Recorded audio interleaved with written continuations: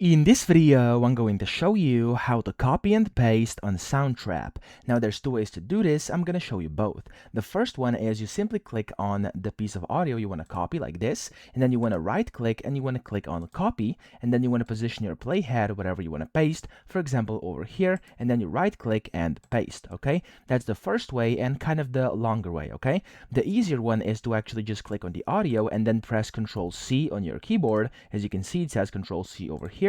And then whenever you do this, you can just go and paste it by pressing Ctrl V wherever the playhead is, and then it's going to paste it in there. Now you can also paste across different tracks. So if I go ahead and select this track, as you can see, turn gray like that, I can paste in here as well. So you don't have to always paste in the simple single track over here that you actually copied in. And yeah, this gives you a lot of different customization ability and stuff like that. So if you would also just want to copy like a piece of that, you could go ahead and cut it. So right click and I'm going to cut, and oops, not cut. I'm going to right click and I'm going to do split region. There we go. And I'm going to do this over here again, for example.